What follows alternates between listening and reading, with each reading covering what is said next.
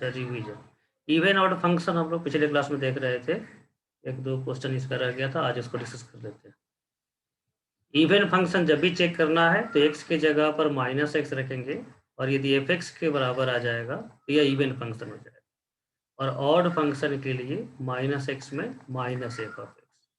और some times graph से check करते हैं, और जिस फंक्शन में ये दोनों प्रॉपर्टी नहीं हो वह नाइदर इवन और ऑड हो जाएगा। ये सब आपको याद होगा, पिछले क्लास में ही डिस्कस किया।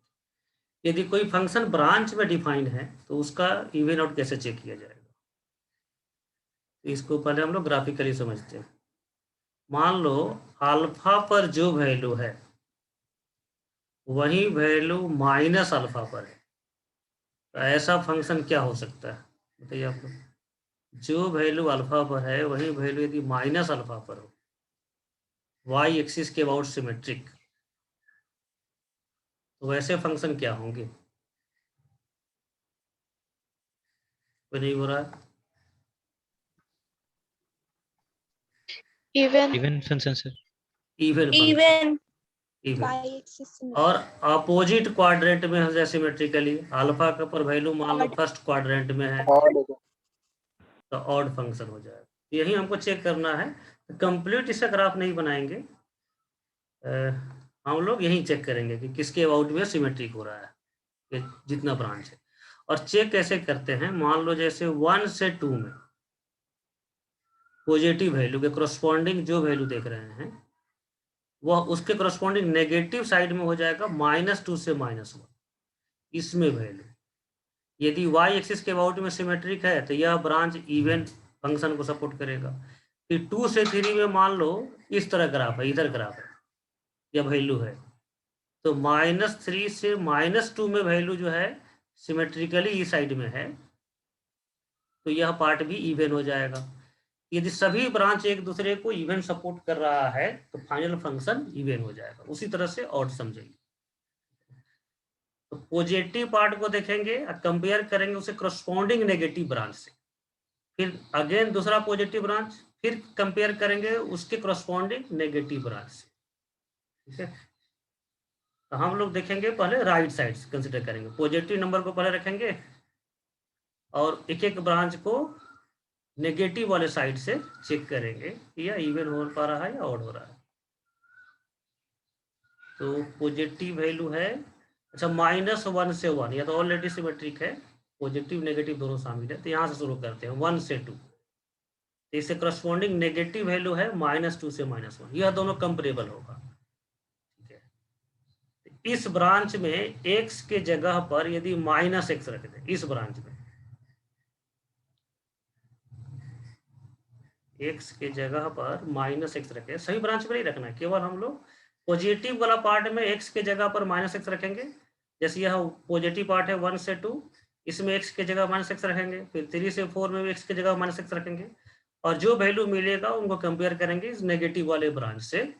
यदि इस ब्रांच में -x रखने पर वैल्यू नेगेटिव ब्रांच वाले के बराबर हो जा रहा है तो इवन फंक्शन, अब माइनस कॉमन करने पर नेगेटिव ब्रांच वाले के इक्वल हो रहा है तो ऑड फंक्शन।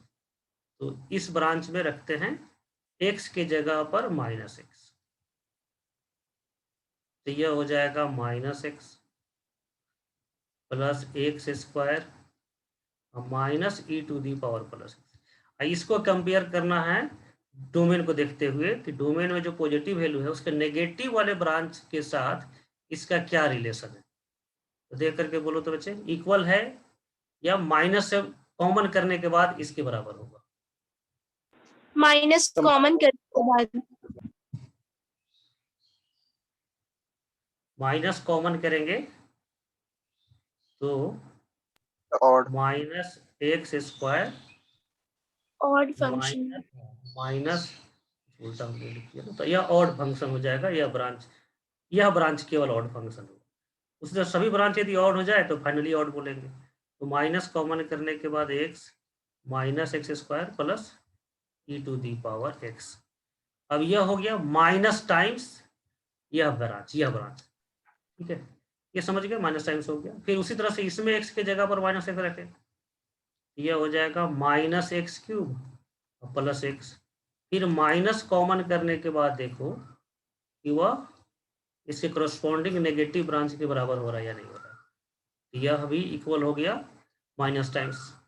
अब बताइए बच्चे, इसमें इसको कैसे किससे कंपेयर करेंगे? यह ब्रांच जो रह गया -1 से 1 वाला ब्रांच, तो उसमें नेगेटिव और पॉजिटिव ऑलरेडी एक साथ मिला जुला हुआ है सिमेट्रिकली, तो इसमें डायरेक्ट एक्स के जगह पर माइनस एक्स रखेंगे और कंपेयर इटसेल्फ से करेंगे। तो माइनस एक्स रखेंगे तो यह हो जाएगा माइनस एक्स, और सिग्नम में माइनस एक्स रखेंगे तो क्या हो जाएगा? सिग्नम तो आपको पता है ऑड फंक्शन है इवन फंक्शन, ऑड फंक्शन है। तो ऑड फंक्शन तो माइनस उसमें बाहर आ जाएगा। अब फाइनली माइनस कॉमन करेंगे तो ऑड एक्स फंक्शन प्लस है। सिग्नम एक्स, तो माइनस टाइम्स इटसेल्फ, ठीक है ना, क्योंकि इसमें नेगेटिव और पॉजिटिव ऑलरेडी एक साथ ही इंक्लूडेड है। तो इस ब्रांच को कंपेयर करेंगे इटसेल्फ से, तो यह भी माइनस सर टाइम्स आपका आ गया। वॉइस नहीं आ रहा है। सबको वॉइस नहीं आ रहा है क्या बच्चे? नो सर, रहा आ है। रहा है। देखो एक बार चेक करो एक बार, ऐसा है तो एक बार फिर डिस्कनेक्ट होकर के फिर कनेक्ट हो। तो यह फंक्शन फाइनली क्या हो जाएगा? बोलो बच्चे। Odd function. Sir odd. Odd function. Odd function.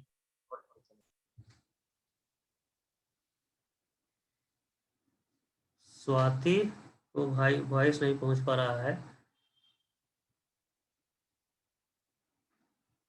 दूसरा क्या उपाय कर सकते हैं?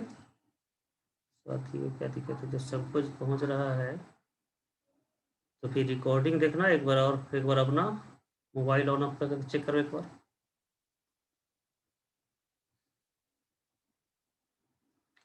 तो हो जाएगा ब्रांच में इस तरह से मेनी ब्रांचेज में डिफाइन रहेगा फंक्शन, तो चेक कर सकते हैं इवन है या ऑड फंक्शन। Yes sir. अच्छा, यस पहला ही चेक में मान लो पता चलता है कि नाइदर है, तो सेकेंड ब्रांच देखते हैं या नहीं देखते? फर्स्ट चेक में ही आ जाता है कि कोई रिलेशन नहीं आ रहा है, ना इवन का रिलेशन आ रहा है ना ऑड का रिलेशन आ रहा है फर्स्ट चेक में। तो सेकेंड ब्रांच को चेक करते या नहीं करते? कोई नहीं बोल रहा, जल्दी नहीं बोलो। करते सर। नहीं करते तो final answer neither even nor odd हो जाता। ये समझ गए? ठीक है, तो कंप्लीट ग्राफ नहीं बनाएंगे, जस्ट वह सिमेट्रिकली देख लेंगे एक एक branch. Even extension odd extension एक टर्म है, या नाम से ही क्लियर है इवन एक्सटेंशन का मतलब क्या है। इवन एक्सटेंशन का मतलब है कि पॉजिटिव नंबर के लिए फंक्शन डिफाइन किया हुआ है, नेगेटिव नंबर के लिए आपको डिफाइन करना है कि यह इवन फंक्शन बन जाए। जैसे मान लो एक्स स्क्वायर प्लस एक्स 1 से 2, x into e to the power x 2 से, इस तरह से यह दिया हुआ है। अब कहा जा रहा है कि दो ब्रांच आप खुद डिफाइन कीजिए कि यह फाइनल फंक्शन इवन हो जाए। इसके लिए क्या करेंगे, इसमें एक्स के जगह पर माइनस एक्स रखेंगे, एक्स की जगह पर रखेंगे माइनस एक्स, यह आएगा minus x e to the power minus x, और एज इट इज यहाँ पर रख देंगे। इसके नेगेटिव पहले ब्रांच, नेगेटिव पहले कंडीशन बना लेते हैं ऑर्डर में। जैसे 2 से 3 सबसे ग्रेटर नंबर है, तो इसका नेगेटिव नंबर सबसे छोटा हो जाएगा -3 से -2, और फिर 1 से 2 उसका नेगेटिव हो जाएगा -2 से -1। तो ये ऑर्डर में दिख रहा है -3 से -2, -2 से -1, 1 से 2, 2 से 3। तो 2 से 3 में जो ब्रांच है उसमें एक्स के जगह पर रखें -x, और एज इट इज इसके नेगेटिव करस्पॉन्डिंग नेगेटिव डोमेन में एक ब्रांच बना देंगे -x e to the power -x, ये इवन फंक्शन हो जाएगा। फिर 1 से 2 में x के जगह पर रखेंगे -x, यह हो गया एक्स स्क्वायर -x, और एज इट इज यहाँ पर लिख दो एक्स स्क्वायर -x, यह इवन एक्सटेंशन हो गया। और ऑड एक्सटेंशन करना रहता तो -x रखने पर जो वैल्यू आया है उसमें फर्दर माइनस से मल्टीप्लाई करते, तो यह आ जाता है x e to the power -x, इसको रखते तब वह ऑड एक्सटेंशन हो जाता। तो बहुत ही सिंपल है इवन एक्सटेंशन और ऑड एक्सटेंशन बनाना। ठीक है, तो इवन एक्सटेंशन के लिए नोट लिख देते हैं थ्योरी के रूप में, ये तो एग्जाम्पल हो गया, यह हो गया इवन एक्सटेंशन।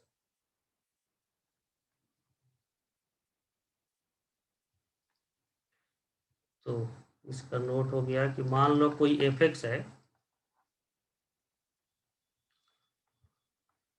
और इसका एक ब्रांच जी एक्स दिया गया है और एक्स ग्रेटर देन 0 के लिए, ये जस्ट सैंपल के लिए लिख रहे हैं, ठीक है ना, एक ब्रांच। तो आपको यहाँ पर क्या लिखना होगा कि यह इवन फंक्शन बन जाए, तो आपको यहाँ पर लिखना होगा जी एक्स एज इट इज रखेंगे और इसमें एक्स के जगह पर रखेंगे -x, और यहाँ पर जो आएगा उसमें बिना चेंज किए हुए यहाँ पर लिख देंगे, तो वह हो जाएगा इवन एक्सटेंशन। यह हो गया इवन एक्सटेंशन। यह सब्जेक्टिव नेचर का क्वेश्चन है, तो ऑब्जेक्टिव क्वेश्चन इस पर बनेगा नहीं, लेकिन ये कंसेप्ट तो जानना है। फिर मान लो एफ एक्स का एक ब्रांच दिया गया है जी एक्स और एक्स ग्रेटर देन 0, यहाँ पर क्या लिखा जाए, यह ऑड बन जाए, फाइनली ऑड बन जाए, ऑड फंक्शन। तो उसके लिए क्या करेंगे, जी एक्स पॉजिटिव वाले नंबर के ब्रांच को एज इट इज रखेंगे, इसमें एक्स के जगह पर -x रखेंगे, और जो वैल्यू आएगा फिर उसे माइनस से मल्टीप्लाई करेंगे और यहाँ पर डोमेन उसका रिवर्स कर देंगे साइन, ये हो जाएगा ऑड एक्सटेंशन। बोलो बच्चे, ये दोनों टर्म क्लियर है, even extension odd extension? Yes, sir. ठीक है ना, ये बहुत Yes, सिंपल sir. टर्म है, इस पर बहुत ज्यादा क्वेश्चन करने की जरूरत नहीं है, एक एग्जाम्पल हो गया। अब देखो यहाँ पर एफ कहा जा रहा है कि ऑड फंक्शन है, जी इवन फंक्शन है, एच ऑड फंक्शन है, कंपोजिट फंक्शन। अच्छा, बहुत बार आपके प्रैक्टिस शीट में जी ओ एफ लिखा होगा या एफ ओ जी एक्स, तो इसका सिंपल मीनिंग होता है f of g f x, है ना, जो ओ लिखा रहेगा वहां पर ब्रैकेट दे दीजिए, कंपोजिट फंक्शन हो गया। और कंपोजिट फंक्शन क्या है, इसका डोमेन रेंज कैसे निकालें, इसको डिफरेंशिएट इंटीग्रेट कैसे करें, यह आएगा दो क्लास के बाद, कंपोजिट फंक्शन जब हम लोग पढ़ेंगे तब। कंपोजिट फंक्शन को अभी इवन आउट चेक करना है, ये सिंपली चेक हो जाएगा, आप चेक करके बताइए पहला फंक्शन क्या होगा, इवन फंक्शन या ऑड फंक्शन। जी एक्स दिया गया है, एफ एक्स दिया गया है, एफ ऑड है, जी इवन है, एच ऑड है, इसको चेक करेंगे। एक्स की जगह पर रखो -x और बताइए क्या होगा। जी इवन है तो जी इस नेगेटिव को यहीं पर पॉजिटिव कर देगा, तो फाइनली अपने पुराने वैल्यू के बराबर आ गया, तो इसलिए इवन फंक्शन हो गया। ठीक है, जल्दी बोलो, तुम लोग क्यों आज साइलेंट के मोड में क्यों हो? Yes, sir. Sir. चलो Yes. Second check Yes, sir. करके बताओ, सेकंड चेक कीजिए, बताइए क्या आएगा।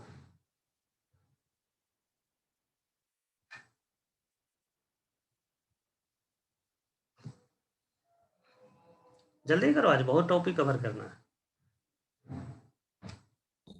इवन फंक्शन इवन हो जाएगा, यह भी एक्स के जगह पर -x रखने पर यह इटसेल्फ के बराबर आ जाएगा, यह आ जाएगा इवन फंक्शन, ये खुद चेक करेंगे।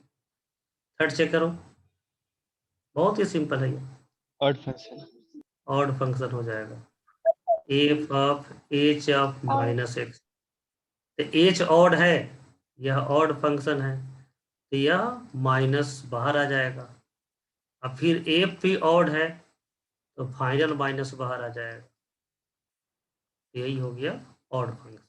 इसका मतलब क्या है ना, कंपोजिट फंक्शन में एक भी इवन हुआ, एक भी फंक्शन, तो फाइनली इवन हो जाएगा, और सभी ऑड है तभी फाइनली ऑड हो पाएगा। यह सब आसानी से आप चेक कर लीजिएगा। अब आगे बढ़ते हैं हम लोग।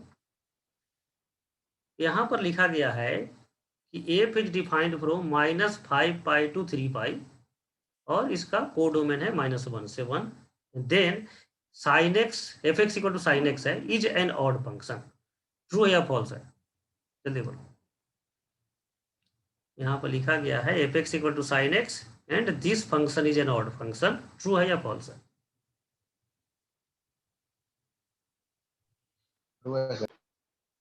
बोलो,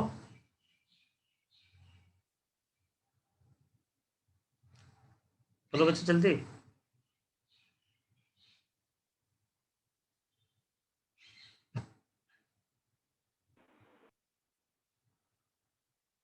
क्या हुआ?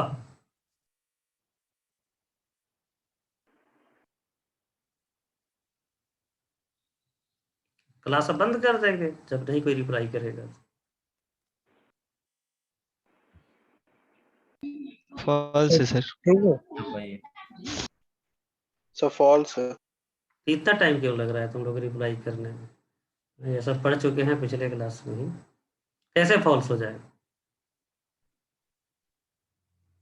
देखो पिछले साल पढ़ाए हुए हैं, सभी चैप्टर का रिकॉर्डिंग है, तो वही रिकॉर्डिंग भेज देंगे। जब रिप्लाई नहीं करना है तो रिकॉर्डिंग देखो। या ऑड फंक्शन कैसे, फॉल्स कैसे है, एक्सप्लेन करो।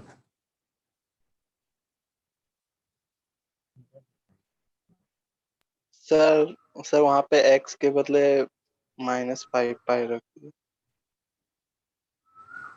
हाँ, सर एक्स के बदले में सर -5 रखेंगे। हाँ बोलो। नहीं सर, वो बहुत उधर था ना, मतलब दोनों एक साइड नहीं ना होगा रेंज में, दोनों साइड सेम नहीं ना होगा एक्स वाई एक्सिस के सर।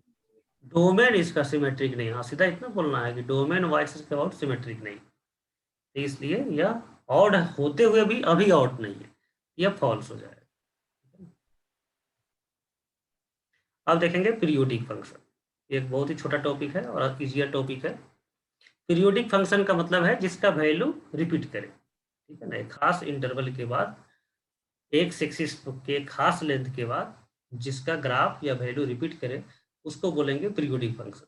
इसको डिफाइन कैसे करेंगे हम लोग? जैसे मान लो साइन एक्स तो पता है पीरियोडिक फंक्शन है, यह हो गया 0 से 2 पाई तक का ग्राफ। अब इसके बाद जो है ग्राफ यह रिपीट हो रहा है 2 पाई से 4 पाई, यह रिपीटेड ग्राफ है। तो हम लोग बोल सकते हैं कि एफ एक्स प्लस 2 पाई जो होगा, साइन है मान एफ का मतलब साइन है यहाँ पर, साइन एक्स प्लस 2 पाई वह जो होगा साइन एक्स के बराबर होगा। जैसे मान लो यहाँ पर 30 डिग्री है, 30 डिग्री में 2 पाई ऐड करेंगे तो यहाँ पर आ जाएगा 2 पाई प्लस 30 डिग्री। इस पर हाइट जो है वाई कोऑर्डिनेट जो है दोनों पर सेम हो जाएगा। तो पीरियोडिक फंक्शन का डिफिनेशन हो जाएगा कि कोई एक ऐसा नंबर एग्जिस्ट करना चाहिए, कांस्टेंट नंबर, कि जिसको इनपुट में ऐड करें, इसको टी बोल देते हैं, एफ एक्स प्लस टी फिर एफ एक्स के बराबर। तो पीरियोडिक फंक्शन का बहुत ही सिंपल डिफिनेशन है, जैसा नाम वैसा डिफिनेशन है, f of x plus t equal to f of x. यही फंक्शन हो जाएगा पीरियोडिक फंक्शन। बोलो बच्चे। Yes, sir. ठीक है ना, f x plus t equal to f of x. अब देखो जैसे साइन एक्स का डोमेन है, एक कंडीशन यहाँ पर और आपको समझना है। Sir F x minus plus दोनों कुछ भी हो सकता है। और जैसे वो प्लस, जैसे यहाँ माइनस भी करेंगे तो फिर सेम हो जाएगा, प्लस माइनस कुछ भी हो सकता है। अब यहाँ पर जैसे या तो डिफिनेशन में माइनस लिखो या यहाँ अलग से लिख देते हैं। यहाँ पर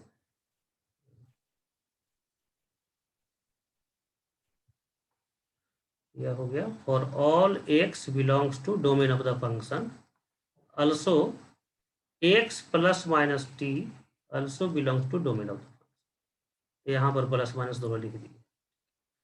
अब जैसे देखो यहाँ पर ये ग्राफ अभी डिलीट नहीं करना था मुझे,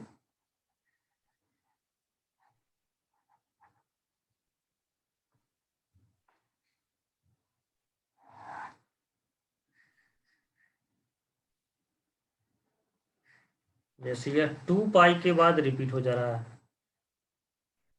तो यह भी बोल सकते हैं एफ एक्स प्लस, एफ मतलब sine, sine x plus 4 pi by भी साइन एक्स के बराबर ही होगा।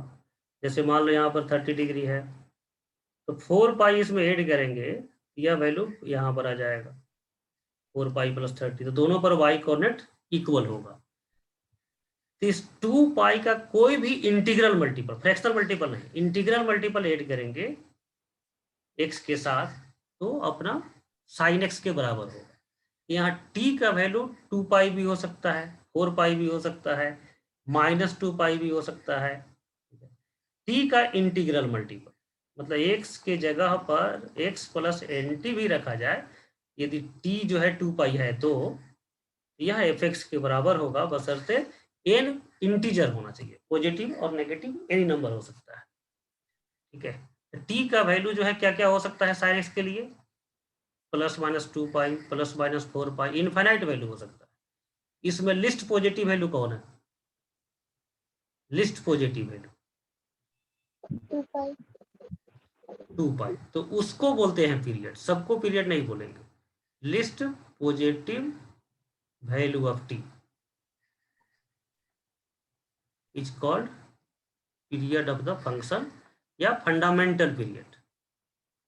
Fundamental period. कुछ लोग बोलता है कि लिस्ट वैल्यू का नाम फंडामेंटल पीरियड और एनटी जो हो जाएगा पीरियड हो जाएगा। यह भी चलता है, इस तरह का भी कुछ लोग एजम्पशन करता है।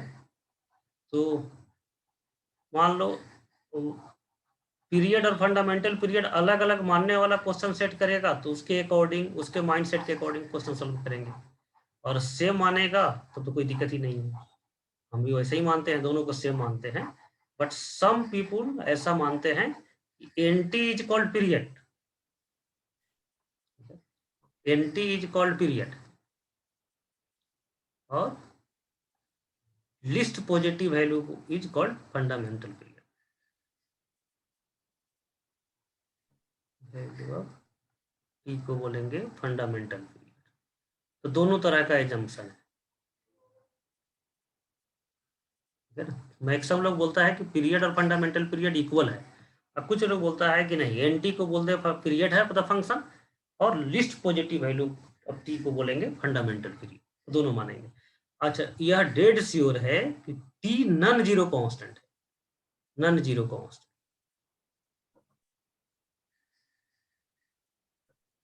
ठीक है ना। लास्ट चैप्टर हम लोग का फंक्शनल इक्वेशन आएगा और वहां पर इस तरह का दिखेगा हम लोग f of 2x equal to f of x. तो कुछ वैल्यू निकालना होगा, इस तरह क्वेश्चन में दिया रहेगा। तो 2x को ऐसा नहीं x + x लिख करके एफ ऑफ एक्स लिख दो और टी के जगह और बोल दो x है, इसलिए पीरियोडिक फंक्शन है। तो ये रॉन्ग हो जाएगा क्योंकि यहाँ टी वेरिएबल नहीं है। टी जो होना चाहिए नॉन जीरो कांस्टेंट होना चाहिए, ठीक है। ये डेफिनेशन सबको क्लियर है? Yes sir. Yes yes sir. Yes sir. अब जो है यहाँ जो लिखा गया है x ± t belongs to domain of the function, इसका क्या अर्थ है वो आपको समझा। जैसे साइन x है यह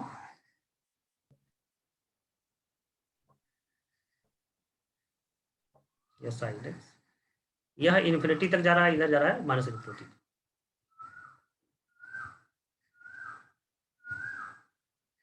Your voice can still be recorded but the voice of the other participant cannot.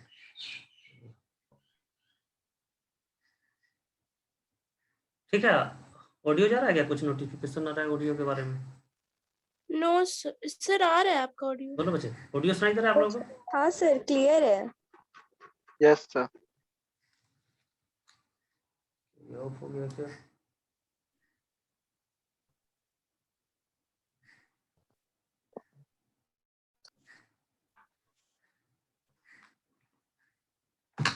एक मिनट आप वेट कीजिए।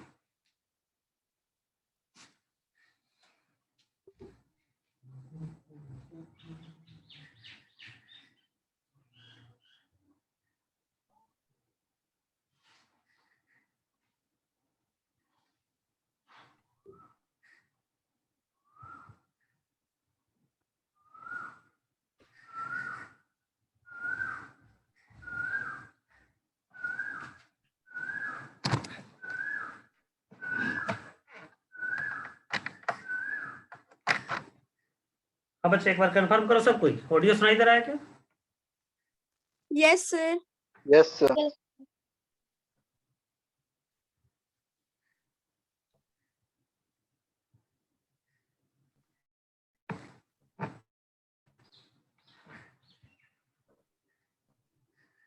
हाँ, एक बार आवाज दीजिए आप लोग। Yes sir. Yes sir. हाँ ठीक है, ठीक है। तो इसमें जैसे है यहाँ पर कहा जा रहा है कि डोमेन का एनी वैल्यू, यहाँ पर ये जो कंडीशन लिखा हुआ है कि डोमेन का कोई भी वैल्यू, मान लो यहाँ पर कोई वैल्यू अल्फा है, उस अल्फा में 2 पाई ऐड कर दें तो 2 पाई प्लस अल्फा यहाँ पर होना चाहिए, इस ग्राफ में प्रेजेंट होना चाहिए। अब मान लो साइन एक्स जो है f x equal to sine x है, और x पर कंडीशन डाल दिया गया -5 to 5 तो यह पीरियोडिक फंक्शन होगा या नहीं होगा? यह फंक्शन इस कंडीशन, सोच के बोलो बच्चे।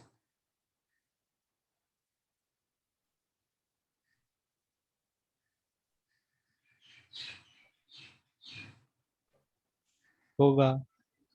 होगा। नहीं, ध्यान से Yes, देखिए, यह कहा जा रहा है ना कि डोमेन का ईच एलिमेंट के साथ टी ऐड करे तो वह भी डोमेन में होना चाहिए। तो मान लो 5 पाई में 2 पाई ऐड कर रहे हैं तो वह तो डोमेन से बाहर चला जाएगा, तो वह इस कंडीशन को फुलफिल नहीं कर पाया। पीरियोडिक का मतलब क्या है? रिपीटिंग। और जिसको आप लिमिटेड कर दिए, डोमेन को कहे कि अब इतना ही से इतना ही दे रहे हैं, तो वो रिपीट कहाँ कर पाया? ठीक है, तो पीरियोडिक फंक्शन के डोमेन पर कोई रेस्ट्रिक्शन नहीं होना चाहिए। डोमेन -∞ से ∞ के बीच में ही होना चाहिए। यदि कोई भी लिमिटेड रेस्ट्रिक्शन डाल देते हैं तो वह फंक्शन पीरियोडिक रहते हुए भी पीरियोडिक नहीं रह पाएगा। ठीक है, तो यह भी एक कंडीशन डोमेन के लिए है कि x ± t should belongs to domain of the function.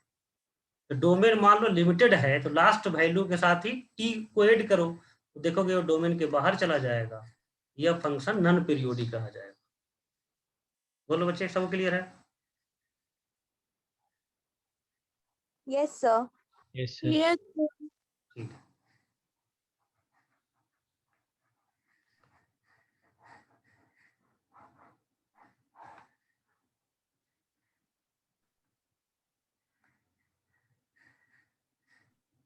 तो एक एग्जाम्पल हो गया। एग्जाम्पल और नोट दोनों समझ लीजिए कि f(x) = sin x और x is x given from -10 pi to 10 पाई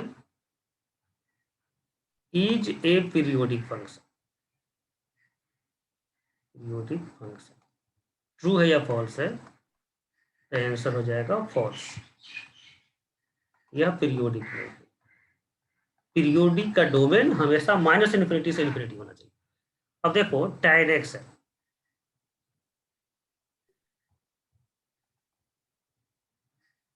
फिर इसके बाद इसका ग्राफ रिपीट करेगा, पाई लेंथ पर इसका ग्राफ रिपीट करता है, तो यह पीरियोडिक फंक्शन है। और इसका डोमेन जो होता है r - 2n + 1 पाई, इस नंबर पर अनडिफाइंड है। लेकिन डोमेन -∞ से ∞ के बीच में हो, कुछ पॉइंट पर हो सकता है कि एग्जिस्ट नहीं करे तो चलेगा, लेकिन डोमेन बिल्कुल लिमिटेड नहीं होना चाहिए। तो ऐसा नहीं समझ जाना है कि जिसका डोमेन r है वही पीरियोडिक फंक्शन होगा। r माइनस समथिंग यह पीरियोडिक फंक्शन का डोमेन हो सकता है, लेकिन अल्फा टू बीटा यह नहीं हो सकता है। पीरियोडिक फंक्शन का डोमेन में -∞ और ∞ तो होना ही चाहिए। बोलो बच्चे, क्लियर है सबको? yes, sir. Yes sir. अब जो है आगे कंटिन्यू करते हैं हम लोग। अब किसी फंक्शन का पीरियड कैसे निकालें? तो एक तो ऐसे पीरियड निकालते हैं f(x + t = f(x) लिखते हैं, फिर इक्वेशन को सॉल्व करके t का वैल्यू निकालते हैं। लेकिन वैसा करना जरूरी नहीं है। हम लोग ट्रिगोनोमेट्रिक फंक्शन जितने हैं या जितने पीरियोडिक फंक्शन है उनका पीरियड याद रखेंगे, और कुछ रूल है, उस रूल के अनुसार से पीरियड निकालेंगे किसी भी फंक्शन का। तो यहाँ पर एक लिस्ट बनाया हुआ है, एक कॉलम में फंक्शन लिखा हुआ है,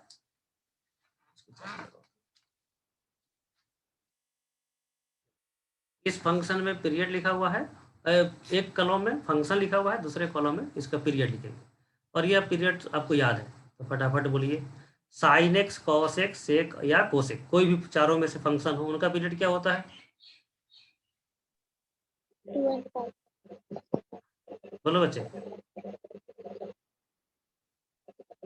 2 पाई सर। 2 पाई, 2n पाई नहीं, 2n पाई तो उसका मल्टीपल हो गया। 2 पाई पीरियड का मतलब सबसे least value, fundamental period. tan और cot का पीरियड बोलो क्या होगा?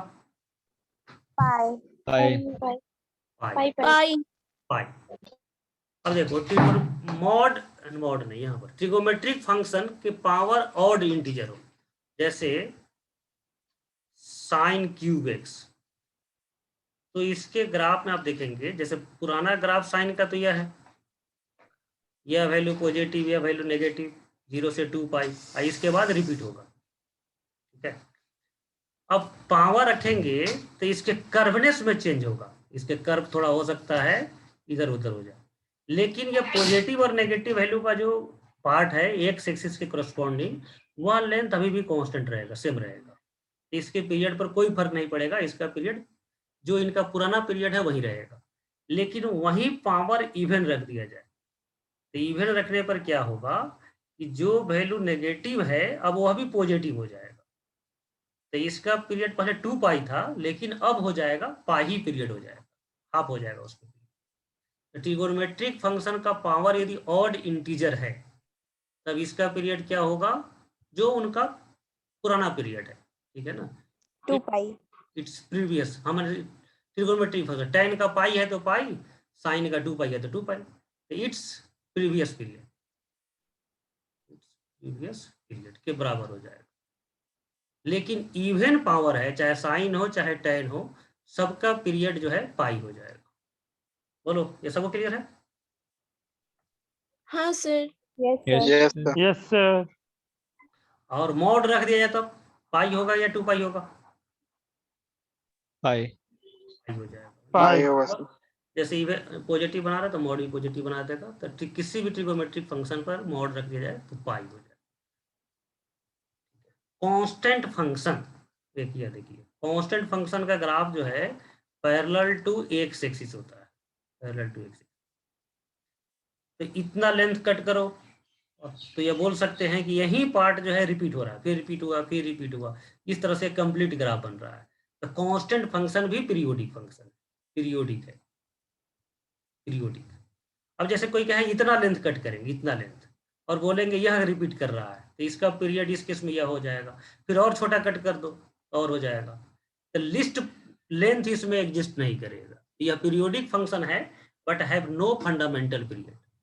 तो y equal to constant is a periodic function but have no fundamental period, have no period, क्योंकि लिस्ट लेंथ इसमें आप एग्जिस्ट करा ही नहीं सकते हैं। आप बोलोगे 1 यूनिट लिस्ट लेंथ है तो उसको हाफ भी करेंगे और बोलेंगे यही रिपीट हो रहा है, तब लिस्ट लेंथ हाफ हो जाएगा, फिर और हाफ कर दो तो 1/4 हो जाएगा।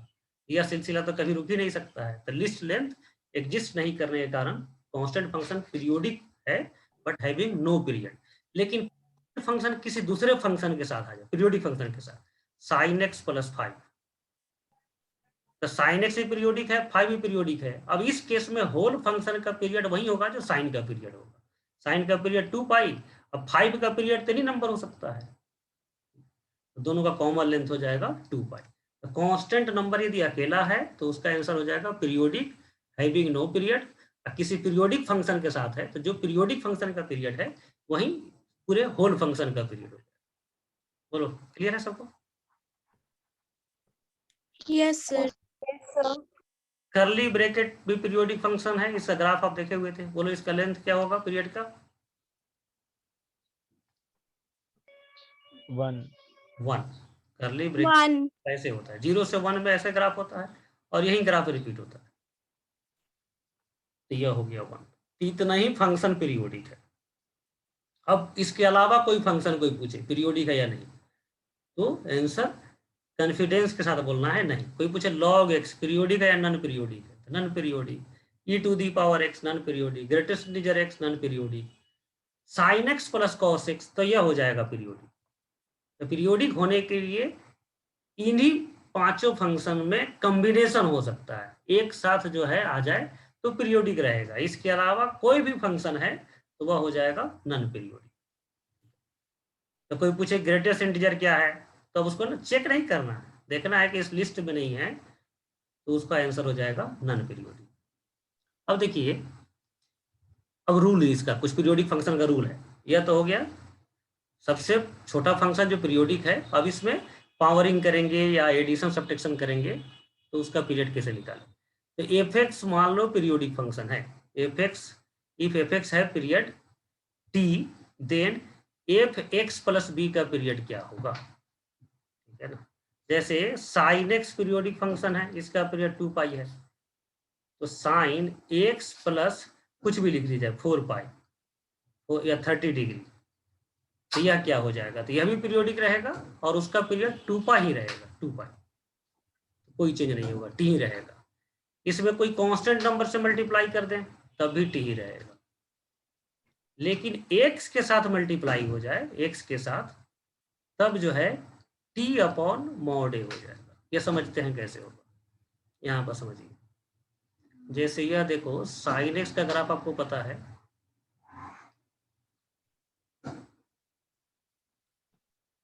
यह जो है 90 डिग्री पर इसका वैल्यू 1 है, 0 पर वैल्यू 0 है।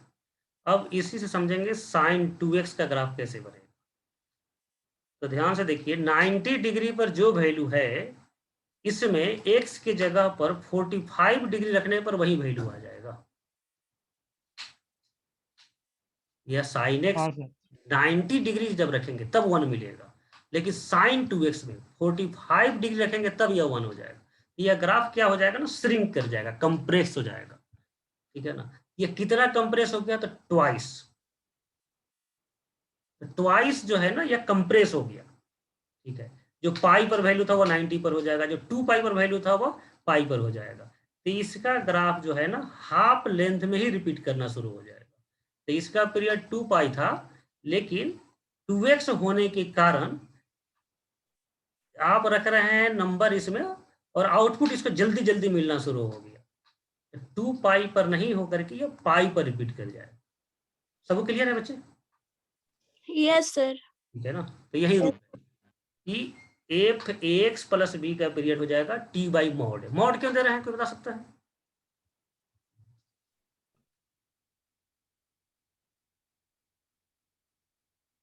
लॉजिकल रीजनिंग रीजन दो, मॉड क्यों दिया जा रहा है? कोई नहीं बोला। व्रत उपवास नहीं ना है आज, कौन दिन है, सैटरडे? क्या जब मौन व्रत रखेंगे तो IIT में कुछ रैंक इंप्रूव हो जाएगा, ऐसा है क्या? पीरियड हमेशा पॉजिटिव लेते हैं ना सर? हाँ, वो लेंथ है तो पॉजिटिव लेते हैं पीरियड, इसलिए मॉड देते हैं। ये यहाँ पर फंक्शन में नेगेटिव भी हो सकता है, लेकिन ये ध्यान रखना है, यह काफी इंपॉर्टेंट है, यह लीनियर होना चाहिए। ऐसा ही कुछ हम लोग इंटीग्रेशन में जब पढ़ रहे थे तो ये ऐसा कंडीशन लिखे थे, ये लीनियर होना चाहिए। इसके अलावा कोई पूछे साइन एक्स स्क्वायर क्या होगा, तो बेधड़क नन पीरियोडिक, ठीक है।